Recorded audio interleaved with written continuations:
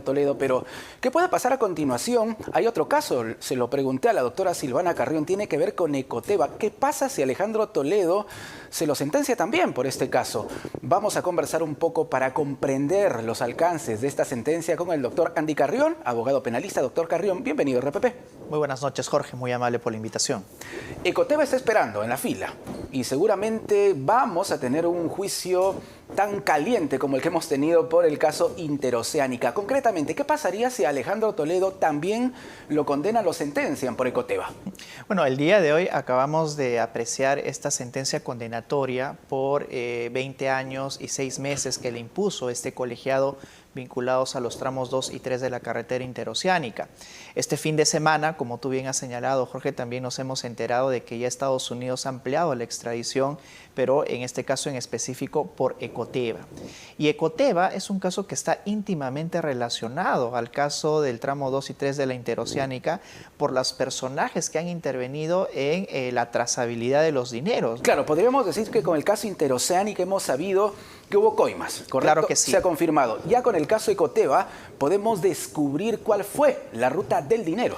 Y la ruta del dinero que en parte también fue analizado en el caso que hoy día se ha dilucidado, al menos en primera instancia, Jorge, porque la sentencia condenatoria que se le impuso el día de hoy fueron por 2 delitos. Primero, el delito de colusión, en atención a que el presidente Alejandro Toledo se habría concertado, habría pactado ilícitamente con los funcionarios de Odebrecht de cara a favorecerlos en esta concesión de los tramos 2 y 3 de la carretera interoceánica.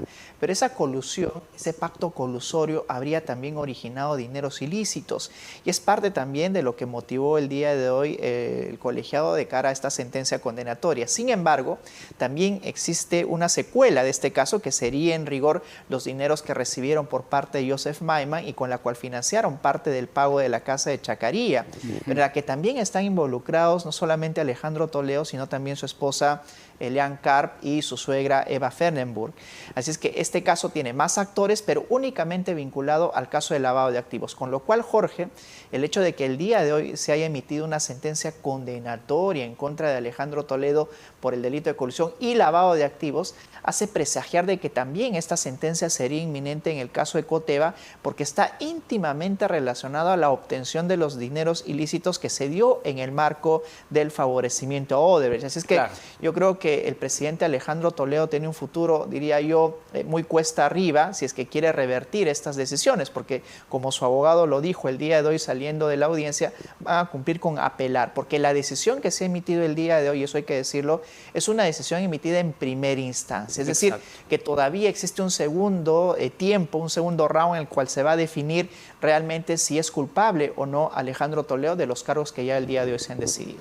Ahora, Roberto Su, abogado, defensor de Alejandro Toledo, ha cuestionado no solo la sentencia, sino también toda, si se quiere, la trayectoria del colegiado, ¿no? Porque ha dicho que prácticamente han cumplido todos los requerimientos de la Fiscalía, que la jueza ni siquiera estaba enterada completamente del caso. Ha sido bastante duro, Roberto Su. Bueno, es comprensible ante una decisión adversa que se ha emitido el día de hoy, nada menos que en contra del expresidente Alejandro Toledo, y es este abogado quien ha enfrentado todas las etapas del proceso vinculado a las carreteras o los tramos 2 y 3 de la carretera interoceánica.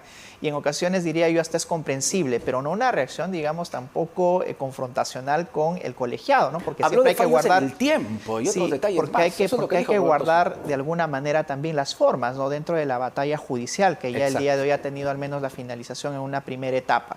Pero lo que se debe de señalar, Jorge, son los elementos que tuvo en cuenta este colegiado para emitir la sentencia condenatoria. Y es interesante, ¿no? Porque no solamente han tomado en cuenta las irregularidades en el proceso del otorgamiento de esta buena pro, en la cual señalan los mismos jueces de que tuvo una participación preponderante, intromisiva el expresidente Alejandro Toledo, sino además las declaraciones de Joseph Maiman y también la declaración de Jorge Barata.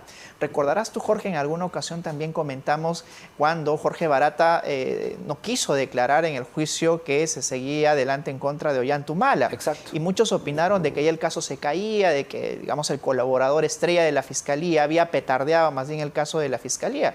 Pero vemos hoy día de que no ha sido así. porque en muchos apartados de la lectura de la sentencia condenatoria, para afianzar, por ejemplo, el hecho del pacto ilícito, de la concertación, además de la exigencia que hacía Toledo de los dineros aún después de dejar el cargo de presidente de la República, ha sido tomado taxativamente de lo que señaló Jorge Barata, a pesar de que Jorge Barata no participó en el juicio.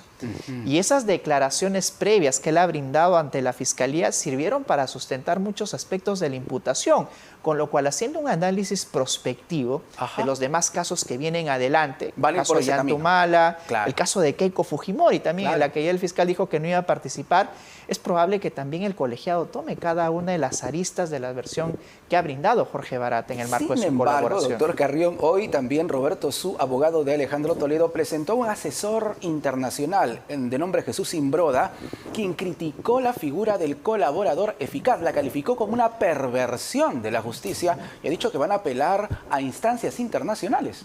Bueno, también hay que señalar de que cuando uno habla de un colaborador eficaz, habla de una persona que ha reconocido un delito. Ya podríamos hasta llamarlo delincuente, jurídicamente hablando. Claro, porque primero él reconoce el delito y se convierte en colaborador de la Fiscalía. Ese es el presupuesto más importante y por tanto también se convierte en una persona sospechosa, ¿no? Porque va a tratar, digamos, de obtener algún tipo de beneficios tratando de brindar información a la Fiscalía, pero la información que tiene que brindar a la Fiscalía no solamente tiene que basarse en sus dichos, sino además llevar elementos que corroboren esa versión, porque puede haber una lluvia de colaboradores, pero de ninguna manera elementos que sustenten en lo que ellos han señalado.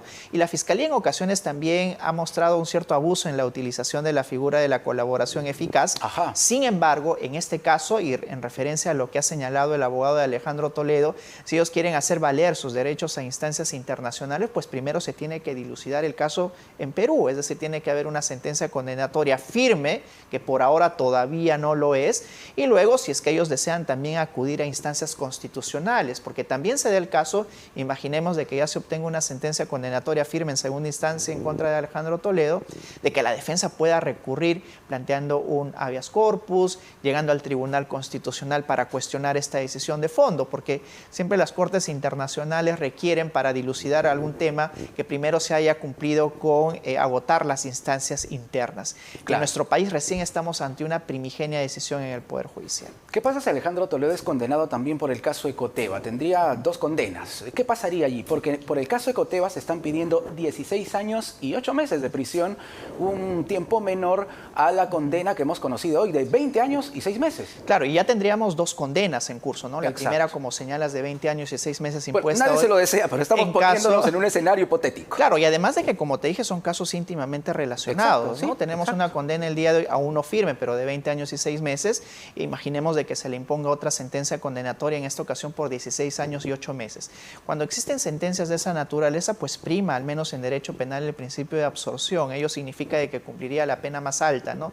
Todas las que absorban esta de 20 años. Así es que estaría preso como máximo 20 años y 6 meses a pesar de la imposición de otra sentencia condenatoria. No hay sumatoria de penas, como sucede en España, por ejemplo, en un caso de corrupción bastante emblemático y otros más, ¿no? Se suman las penas y una persona podría ser condenada o sentenciada hasta más de 100 años, ¿no? 120, 130 años. Y lo que pasa diariamente incluso en Estados Unidos. También en ¿no? Estados Con esas Unidos, sumatorias de años. Lo que sí se han sumado los años, Jorge, es en este primer caso, porque la Fiscalía solicitó 9 años y luego 11 años y algunos meses más, y el cálculo que realizó, al menos respecto a Alejandro Toledo, fue el de 20 años y 6 meses. Y esos 20 años y 6 meses ya son producto de la sumatoria de penas. Sí se pueden sumar las penas en tanto se trate de un solo caso vinculado a diversos hechos o delitos, pero no si es que se trata de un otro caso distinto. Claro, ahora, en cuanto a los otros casos, se me ocurre el de Ollanta Humala, expresidente también, del expresidente Martín Vizcarra, el mismo caso de Keiko Fujimori o la exalcaldesa Susana Villarán. ¿Estamos realmente caminando a buen paso o la cosa está muy lenta? Algunos dicen que se camina a paso de tortuga, hay críticas al respecto. Mira, es especialmente, diría yo, admirable cómo este colegiado en el lapso de un año ha emitido una decisión final respecto a Alejandro Toledo, pero eso también tiene una razón de ser, porque a Alejandro Toledo se le había impuesto una prisión preventiva custodia por 18 meses, Jorge, que vencía el día de mañana, 22 de octubre.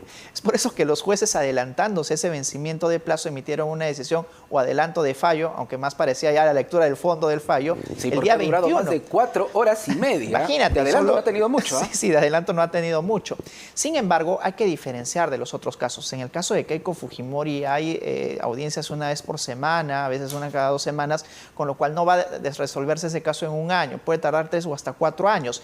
Pero sí, y ahí me permito discrepar con la declaración que ha brindado la procuradora, que tiene a la doctora Silvana Carrió. La doctora Silvana Carrió. Con nosotros, claro que sí, porque no todos los casos son parecidos. En el caso de Alejandro Toledo, desde mi perspectiva, los vinculados al lavajato es uno de los que más pruebas corroborables contaba, ¿no? La declaración de Joseph Maiman, su ex jefe de seguridad, la trazabilidad del dinero, las cuentas, la compra de la casa, todo cuadraba. Sin embargo, en los otros casos vinculados a Ollanta Humala y Keiko Fujimori, no está en cuestión que hayan recibido dineros corruptos, sino más bien el delito de lavado de activos, ¿no? Entonces es una circunstancia totalmente distinta, ¿no? Ellos han recibido dineros directamente de Odebrecht, pero no porque estaban ejerciendo la función pública, no porque desde el Estado se les haya favorecido con una concesión, una obra, etcétera. Ese no es el caso, por eso es que yo me remitiría a las diferencias sustanciales que existen entre uno y otro caso. En el caso de Alejandro Toledo estábamos de lleno ante actos de corrupción y también producto de ello de lavado de activos, claro. Pero en el caso de Keiko Fujimori y de Ollanta Humala, al menos lo que se está investigando y ahora está en un juicio, son las campañas del año 2011 y 2016, exacto. Y no más bien su actuación como funcionarios públicos. Keiko Fujimori nunca fue presidenta del Perú, fue congresista, pero al menos no está siendo investigada por esos hechos, y la investigación en torno a Ollanta Humala es precisamente por las campañas políticas y no necesariamente por un favorecimiento del Estado. Sí existe un caso como el de Gasoducto Sur Peruano. Ahí sí está en cuestión la actuación como presidente de la República, donde también está incursa Nadine Heredia, y por el cual también se le ha impuesto la prisión preventiva a Jorge Barata por 18 meses, ¿no? Sí. Prisión preventiva que en rigor es un saludo a la bandera, porque ya sabemos que Brasil no lo va a extraer. Claro, y él no está en el país para empezar. Ahora, la situación de Jorge Barata ha cambiado. Ya no es, si se quiere, una figura que colaboraba con el Ministerio Público tras negarse a declarar en el caso del expresidente Ollanta Humala. Bueno, todo eso salió abajo. Mira, y ahí me remito otra vez a la decisión abordada el día de hoy, Jorge, porque si bien es cierto, en Brasil se han venido dando una tras otra decisiones que desvirtuaban todo el proceso de lavajato en ese país por las irregularidades que se habían dado en toda la investigación. Desde los mismos fiscales, Dalagnol, el mismo juez Moro, de que coordinaba directamente con la Fiscalía, no resguardando la objetividad ni la imparcialidad de la actuación propia de un juez. Pero mira que todas esas decisiones no han afectado la decisión abordada en torno a Alejandro Toledo, ¿no? Porque mucho se decía de que estas ya cuestionaban de fondo todas las pruebas que se habían aportado al proceso peruano. Pero vemos de que no ha sido así. Así es que todos esos mitos en torno a las decisiones en Brasil o los cuestionamientos o la no participación de Jorge Barata en el juicio, estos jueces el día de hoy la han desvirtuado.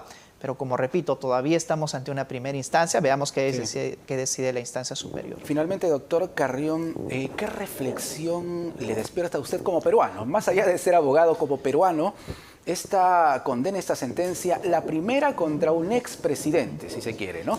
Por el caso Lavajato, específicamente. Bueno, ¿qué le despierta a usted? Bueno, la sensación de que nadie está por encima de la ley ni debe estarlo, ¿no? Así se trata de un presidente de la República.